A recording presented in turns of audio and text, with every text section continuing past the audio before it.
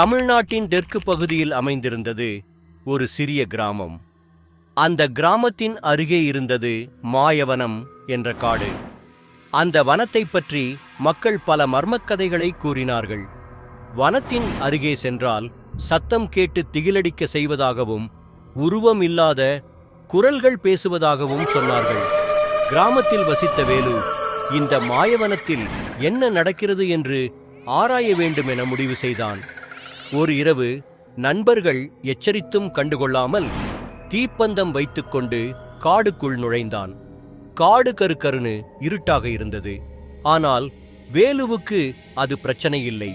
சிறிது தூரம் நடந்து செல்வதற்குள் விலங்குகளின் சத்தமோ மனிதர் மூச்சோசையோ ஒலித்தது. அந்த ஓசை திகில் உண்டாக்கியது. திடீரென்று ஒரு பெரிய மரத்துக்கு பின்னால் இருந்த குளத்தை கண்டான். குளத்தின் அருகே ஒரு வெள்ளை ஆவி போல் ஏதோ தோன்றியது. வேலு அதை கவனிக்க அந்த ஆவி மெல்ல அவரை பார்த்து, "இங்கு எதற்காக வந்தாய்?" என்று கேட்டது. அந்த குரலில் தாய்மொழி இருந்தாலும் திகில் தோன்றியது. வேலு பதில் சொல்ல முயன்றான். ஆனால் குரல் வரவில்லை. ஆவி தொடர்ந்து பேசினது.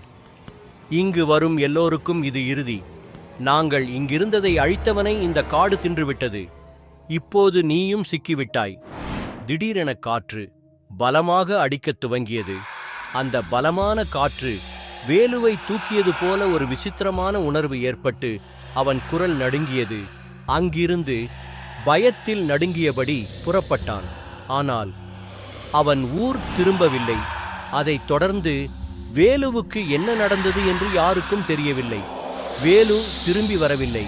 அதிலிருந்து அந்த மாயவன காடு இன்னும் மர்மம் நிறைந்த காடாகவே தோன்றுகிறது. அங்கு என்ன இருக்கிறது இதுவரை என்று யாரும் கண்டதில்லை. ஆனால் அந்த காட்டிற்குள் போனவர்கள் மாயமாவது இதுவரை தொடர்கிறது.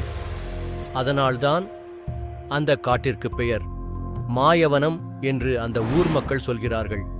அந்த கதை கிராமத்தில் பேசப்பட்டு கொண்டே இருந்தது. அந்த கிராம மக்களும் மாயவனத்தை நோக்கி செல்வதை நிறுத்தியதாகச் சொல்கிறார்கள்.